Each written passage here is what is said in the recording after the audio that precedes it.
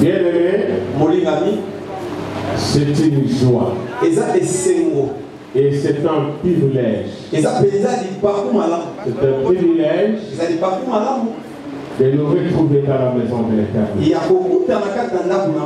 C'est une joie immense. Et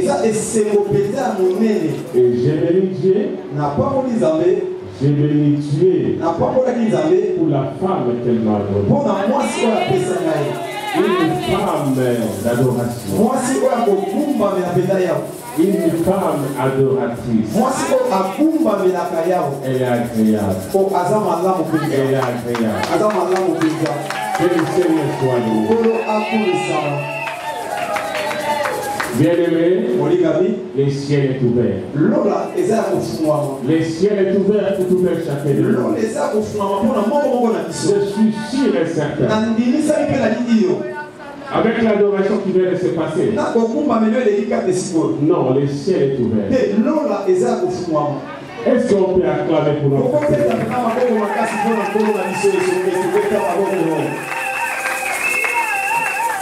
Amen. Amen. Amen. Amen. Bien-aimé, aujourd'hui, je vous apporte une bonne nouvelle. Une très bonne nouvelle. L'accomplissement de la promesse. Aujourd'hui, c'est l'accomplissement de la promesse. Aujourd'hui, vous allez recevoir ce que vous avez longtemps entendu. Vous avez longtemps entendu. Ça n'arrivait pas. Mais aujourd'hui, tu vas les recevoir. Tu vas les recevoir. Tu vas les recevoir. Tu vas les recevoir. Prépare-toi la joie de l'Éternel. Prépare-toi la joie de l'Éternel. Le rendez-vous est là. Le rendez-vous est là. La promesse de Dieu que vous avez longtemps entendu, qu'elle ne se réalisait pas aujourd'hui, pas demain, maintenant, ta vie va changer, ta vie va bouleverser, ta vie sera bouleversée, tu vas vivre une autre dimension de vie. Amen. La joie de l'Éternel. Est-ce que vous sentez ce que moi je sens? Je sens la présence de Dieu. Je sens la présence de Dieu. Je sens la présence de Jésus. Je sens la présence de Jésus. Je sens la présence de Jésus. Est-ce que ça célébrer?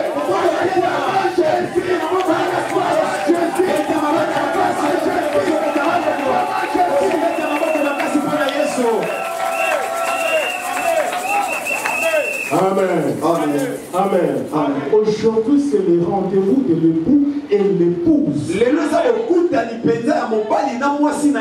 Tu as longtemps entendu l'époux. Mais l'époux est là. Il est à tes côtés. Il vient te consoler. Il vient te consoler. Soyez prêts. Soyez prêts. Que le Seigneur vous bénisse. Nous avons ramassé le monde ne croyait pas de nous. Mais tu nous as façonné. Tu as confondu les sages. Aujourd'hui, je suis devant ton Père. Les dieux de mon épouse. Voici ton Père. Voici ton Père. Il veut t'écouter. Il veut t'écouter. Je ne suis qu'une enveloppe. Une coquille vide. Remplis-moi de ta puissance. Remplis-moi de ta puissance. Que ce peuple reçoive les rêves. Au nom de Jésus. Amen. Amen. Amen. Amen. On acclame Jésus. D'aujourd'hui, Jésus-Christ, c'est l'accomplissement de la promesse. Jésus-Christ est l'accomplissement de la promesse. Ah bon? S'il n'y a pas Jésus, il n'y a pas d'accomplissement de la parole. S'il n'y a pas Jésus, il n'y a pas d'accomplissement de la parole. Amen. Amen. Amen. Amen. Puisque notre Père d'aujourd'hui est fini. La personne que nous voulons vous parler. La personne que nous voulons vous parler. La personne de Jésus. Qui est l'accomplissement de la promesse. Amen. Amen. Amen. Amen. Nous avons notre verset phare.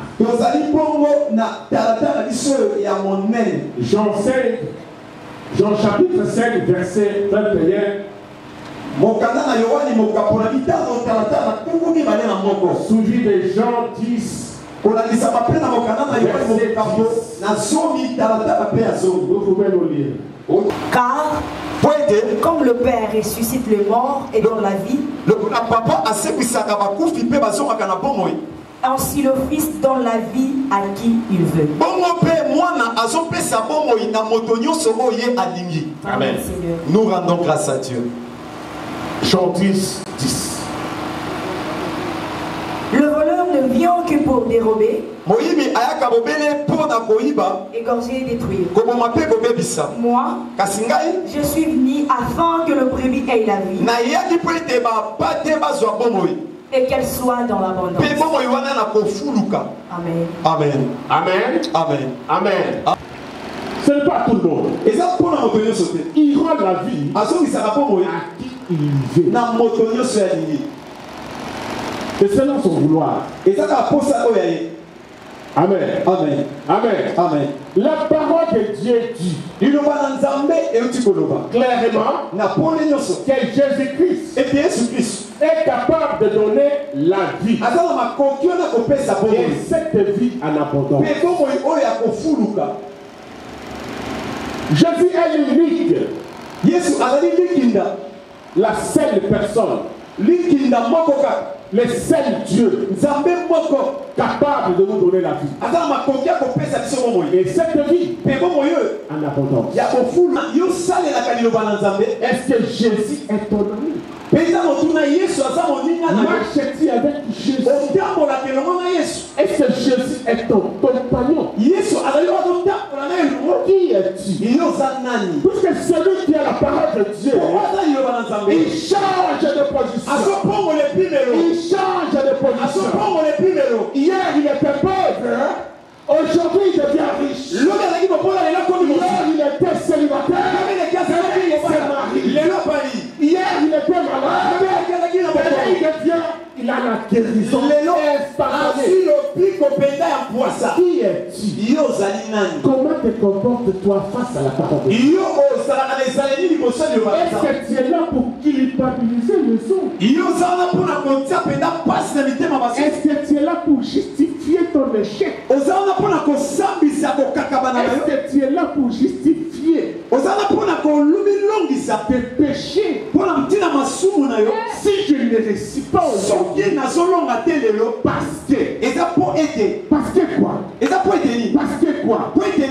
Parce que quoi je vais. Et la question que je me pose, pourquoi culpabilises-tu? Pourquoi culpabilises-tu tes frères? Pourquoi culpabilises-tu ton pasteur? Les pasteurs enseignent la parole. C'est la meilleure nourriture qu'il faut. Mais vous ne changez pas. Qui es-tu? Vous êtes qui? Pourquoi tu ne changes pas? Pourquoi tu restes toujours le même? Pourquoi tu continues à justifier les péchés? Qu'est-ce qui te pousse? Abandonne cette voie-là. Je te prie, abandonne cette voie. Puisque la parole qui est prêchée, c'est la véritable parole. C'est la parole pure. La parole qui transforme. La parole qui change de vie. La parole qui nous amène vers la victoire. La parole qui nous entraîne à un témoignage. Cette parole qui enseigne. Qui es-tu? Qui es-tu? Puisqu'il était qui ceci? Le fils du diable s'infiltre parmi les enfants de Dieu. Le fils du diable s'infiltre parmi les enfants de Dieu. Son rôle est de justifier ses péchés. Son rôle est de culpabiliser les autres. Qui es-tu? Qui es-tu? À chaque instant, quelle que soit la difficulté, il faut toujours revenir chez Dieu. Jésus est toujours à nos côtés. Jésus est toujours à nos côtés. Lorsqu'il y a une difficulté qui se passe, lorsque rien ne va, rien ne marche, ma fille, lorsque rien ne marche, la moussa Jésus, depuis mon enfance, je t'ai servi. Depuis mon enfance, je t'ai servi. Je n'ai pas failli à ta mission. Réveille de Jésus. Réveille-toi. Réveille-toi. Change ma situation. Et vous verrez, à la minute, la tempête va s'apaiser. La tempête va s'apaiser.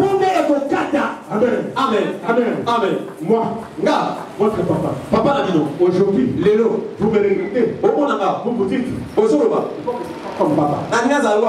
Il faut que je sois comme papa. Je m'habille comme papa.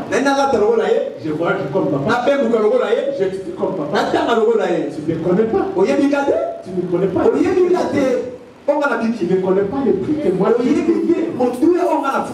ne connaissez pas le prix que moi. On a commencé le ministère. Tout au début, on était au niveau des parcs. Parc botanique. Un jour, nous avions $50 à la maison. Mon épouse, tellement trop enthousiasmé avec son Dieu, il a pris les $50. On est allé s'aimer à l'église, il rentre le soir. Je lui dis, donne-moi les $50. Puisque nous devons faire. Mon épouse me regarde. Dis, papa, j'ai commis une confusion. J'ai commis une confusion. Au lieu de donner 50 Zahï, moi j'ai donné $50. Je lui ai dit jamais. Jamais. Je dis jamais. On doit aller rencontrer ton pasteur. On doit aller chez ton pasteur. Mon épouse très affaiblie. Nous sommes allés. On a rencontré le pasteur. Le pasteur nous a accueillis. Il nous a mis. Il a commencé sa prière. Il m'a posé la question. Papa, mais pourquoi je te vois très fâché? Je vais l'écouter. Mon épouse, je vais donner $50. $50 là, c'est uniquement pour faire la provision. Présentement, il n'y a rien qui va au pays. À l'époque, les pillages. Maintenant, les $50 sont partis. Qu'est-ce que nous allons devenir par la suite? Les messieurs me regardent. Moi je lui dis, ne me regarde pas. On va aller chez maman. Personne n'a donné $50. On va ouvrir toutes ces offrandes. Et je vais récupérer les $50. On va faire la provision. Les messieurs me regardent. Ils me regardent. Il me dit, papa, tu ne connais pas Dieu. J'ai dit, je peux ne pas connaître, c'est pas mon problème. C'est $50. Alors, bien aimé, le monsieur m'a dit, c'est vraiment pratiquement impossible. Pour que tu récupères tes $50. Je voudrais faire quelque chose pour toi. On m'a dit laquelle? Moi, je croyais qu'il allait entrer dans sa chambre. Il me mettre $50. Il m'a dit, je vais prier pour toi. Je regarde mon épouse, je regarde la maison. J'ai dit, mais qu'est-ce que nous allons devenir? Là, le monsieur commence à compliquer. J'ai senti Quelque chose me dit. Laissez le monsieur prier. Prier. Je n'étais pas convaincu. C'est comme je vous le dis ici. Venez avec une personne qui mange. C'était comme ça pareil. Alors le monsieur m'a dit. Il a commencé à prier. Il a prié. Il a prié. Il a prié. Il a dit Amen. Il a dit je t'accorde 3 jours. Tu vas récupérer tes 50. Nous sommes rentrés avec mon époux. Le premier jour, il n'y a pas d'argent. Le deuxième jour, il n'y a pas d'argent. Je regarde mon époux. Mais $50 tu vas me donner. Avec son pasteur là. Vos escrocs là. Tu vas me donner les 50. Papa, il va prier pour nous. Les derniers jours, c'est demain. Il n'y a pas d'argent. Le 3e jour, je sors. Je vais avoir beaucoup d'argent. C'était des francs belges.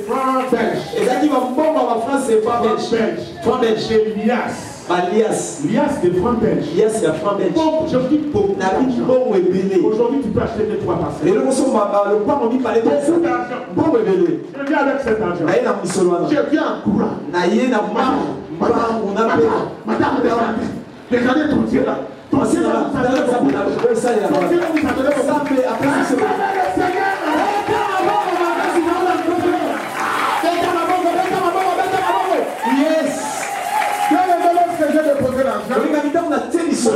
Qui me dit ceci. Il me dit ceci. Tu vois, mon Dieu t'a donné beaucoup d'argent. Nous devons prendre 10%. Nous allons donner à l'église. Bien aimé, les 10% là, je n'avais pas discuté. C'est beaucoup d'argent. Je n'avais pas discuté. Je savais que si je donnais les 10%, la dîme, on va encore des milliers de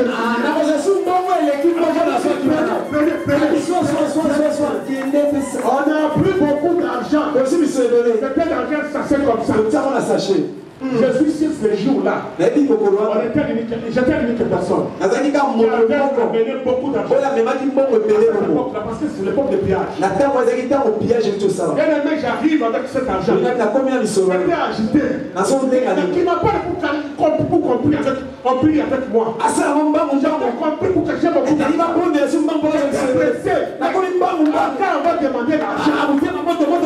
Quand on va demander l'argent, allez devant. Nous avons envoyé des serres.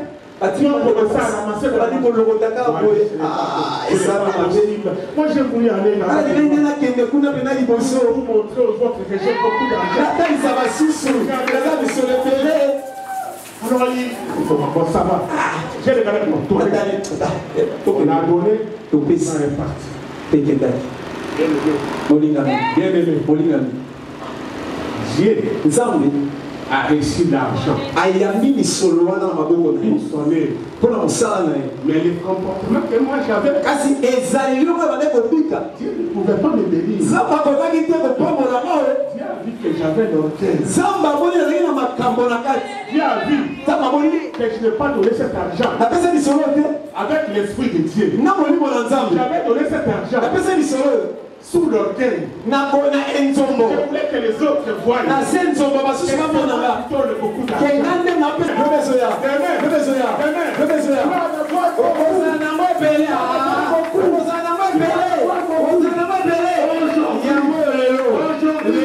Je ne connais même pas d'autres vestes. Les souliers, je ne sais même pas comment les porter. Il y en a beaucoup. Ici au Congo, au Canada, il y en a beaucoup. Les montres, tout ce qu'on voit, il n'y en a plus que ça. Les voitures, il y en a. Au Canada, ici, je roule Amen. Un jour, après 12 ans, j'étais dans mon salon, en train d'imaginer pourquoi cette souffrance, pourquoi je suis en train de prier, je viens d'étudier.